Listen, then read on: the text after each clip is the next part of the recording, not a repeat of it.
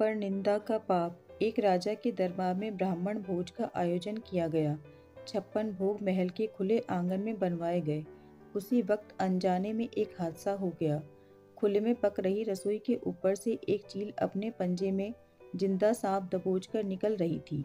सांप ने चील के पंजों से छुटकारा पाने के लिए फुफकार भरी और साथ ही जहर उगला। उसके मुख से निकली जहर की कुछ बूंदें पाकशाला में पक रही रसोई के व्यंजनों में गिर गईं। जहरीले भोजन के खाने से सभी ब्राह्मण काल के गाल में समा गए। जब राजा को इस बात का पता चला तो ब्रह्म हत्या के पाप ने उसको दुखी कर डाला। ऐसे में सबसे ज्यादा मुश्किल खड़ी हो गई यमराज के लिए कि आखिर इस पाप का भागी कौन है और ब्रह्म हत्या के पाप के लिए किसको दंड दिया जाए। सबसे पहला नाम राजा का आया क्योंकि राजा ने ब्राह्मणों को भोजन के लिए आमंत्रित किया था। यमराज के मन में दूसरा नाम आया रसोइये का, जिसने ब्राह्मणों के लिए महाप्रसाद तैयार किया था। तीसरा ख्याल चील का आया, जो सांप को पकड़कर ले जा रही थी। सबसे अंत में यमराज ने सांप के पाप पर विचार किया। लंबे समय तक यमराज अनिर्णय की स्थिति में रहे कि आखिर ब्रह्म हत्या का दंड किसको दिया जाए। घटना के थोड़े समय बाद कुछ ब्राह्मण राजा से मिलने के लिए उसके महल में जा रहे थे। ब्राह्मणों ने एक महिला से महल का रास्ता पूछ लिया। तब महिला ने ब्राह्मणों को रास्ता बताते हुए कहा, देखो भाई, जरा ध्यान से जाना।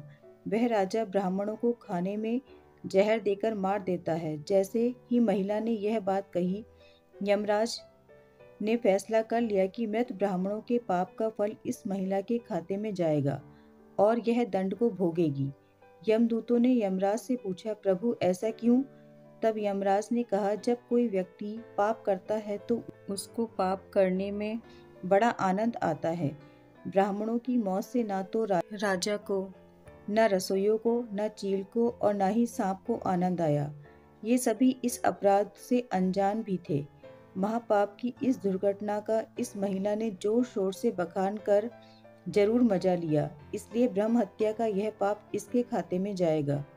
सीख: अक्सर हम यही सोचते हैं कि हमने कभी कोई बड़ा पाप नहीं किया है, इसके बावजूद हमको किस बात का दंड मिल रहा। यह दंड वही होता है जो हम पर निंदा का पाप कर संचित करते रहते हैं। ऐसे ही और प्रेरक प्रसंग सुनने के लिए वीडियो को लाइक करें, शेयर करें और चैनल को सब्सक्राइब करें। धन्यवाद।